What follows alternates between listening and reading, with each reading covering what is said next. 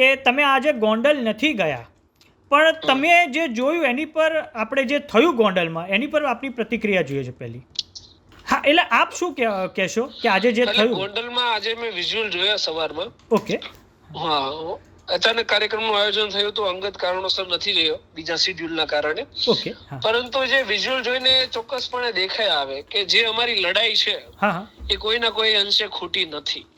કારણ કે એક લોકશાહી આપણે કોને કહી શકીએ કે લોકશાહીની અંદર વિરોધ હોય, કોઈ વ્યક્તિ એના કામ કરતો હોય, અન્ય વ્યક્તિઓ જેને કામથી કોઈથી તકલીફ હોય અથવા અન્ય કોઈ અસમંજસ હોય તો એનો વિરોધ કરી શકે. હવે જ્યારે ભારત દેશમાં લોકશાહી હોય અને આખો અખંડ ભારત હોય, ગોંડલ કઈ પાકિસ્તાનમાં તો છે નહીં, ભારત દેશમાં છે. આ દેશના બંધારણમાં હરેક વ્યક્તિને ફ્રીડમ ઓફ મુવમેન્ટ આપી છે, ભારતના કોઈ પણ ખૂણે જઈ શકે.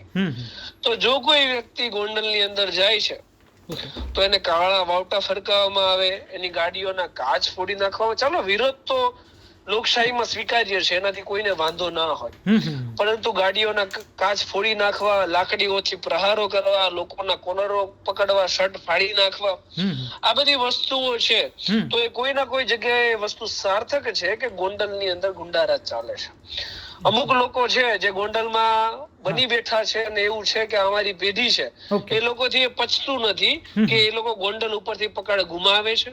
કોઈ લોકો છે એ ગોંડલના લોકોને સાચો માર્ગ બતાવે છે, ભયમુક્ત થવા માટે કહે છે. નહીં, એ લોકોને ગોંડલને ભયભીત રાખવું છે એટલા માટે બચાવી નથી શકતા. ઓકે, બરાબર છે. અચ્છા મેહુલભાઈ, બીજો સવાલ એ હતો કે હવે તમે ક્યારે જશો ગોંડલ, અને પછી એ લડાઈનો મુદ્દો શું હશે?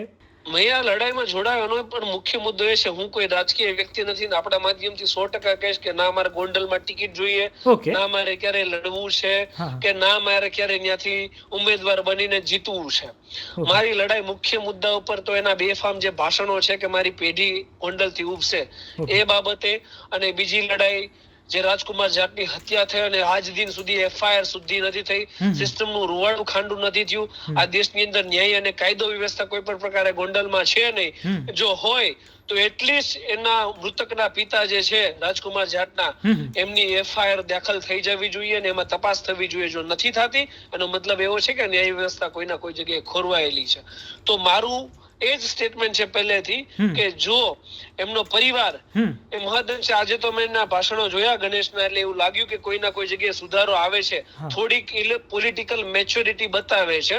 કારણ કે જો કારણ કે હું પોલિટિકલ વ્યક્તિ નથી, સામાન્ય વ્યક્તિના દ્રષ્ટિકોણથી હું જોઉં એક નાગરિક તરીકે, તો હરેક નાગરિક હોય એ જ્યારે કોઈ પણ સારા શાસકને જોવે તો કઈ રીતે જોવે કે કોઈ પણ વ્યક્તિનો વિરોધ ચાલવા દે, કોઈ પણ વ્યક્તિને શાંતિપૂર્ણક રેલી કાઢવા દે, કોઈ પણ વ્યક્તિ છે એ સામી ટિકિટ માંગી શકે. તો આજના જે ભાષણો છે એમાં કોઈ ના કોઈ જગ્યાએ મને એવો સુધારો લાગે છે. જો ભવિષ્યમાં અને આવનારા દિવસોની અંદર ગણેશભાઈ એવા ભાષણો આપતા થઈ જશે કે ગોંડલ ઉપર કોઈ પણ ઉભે અમને વાંધો નથી, કોઈ પણ અમારો વિરોધ કરે અમને કોઈ વાંધો નથી, ગોંડલની અંદર કોઈ પણ આવે અમને કોઈ વાંધો નથી, આવા જો ભાષણો આપે તો મારે ક્યારેય જવાની જરૂર નથી. હા, મુખ્ય મુદ્દો કે રાજકુમાર જાટની એફઆઈઆર નોંધાઈ જાય. જો એફઆઈઆર દાખલ નહીં થાય, આવા ભાષણો સાંભળવા નહીં મળે, તો આવનારા દિવસમાં ટૂંક જ સમયમાં તમને મેહુલ બોગરા પણ ગોંડલમાં દેખાશે. ઓકે. અચ્છા, આપણે મેહુલભાઈ, જયરાજસિંહે પણ પ્રતિક્રિયા આપી બરાબર મીડિયામાં, તો એમણે એવું કહ્યું છે કે અણવર બનીને નહીં, વરરાજા બનીને આવો લડવા માટે. તો એની પર આપ શું કહેશો? જો અણવર બનીને આવ્યા તોય તમારે લાખો રૂપિયા બગાડવા પડ્યા, ભાડુના ટટ્ટુઓને રાખવા પડ્યા, વિરોધ પ્રદર્શન દેખાડવું પડ્યું. જો એટલું તમારે કરવું પડ્યું, અને આ તો ગુજરાતની જનતા કઈ મૂર્ખ તો નથી, તમે તમારા પૂરતા કહી શકો કે લોકોનો આક્રોશ છે, એ બેનરો પાછળ કોને ખર્ચ કર્યો છે આખી ગુજરાતની જનતા જાણે છે. તો મુખ્ય મુદ્દો અહીંયા એ છે કે જો ખાલી એક રેલી કરવાથી અને અણવર તરીકે આવવાથી જો તમને એટલી તકલીફ પડે છે તો વિચાર કરો કે વરરાજા બનીને જયારે આવ્યા ત્યારે બહુ બધી તકલીફ પડશે.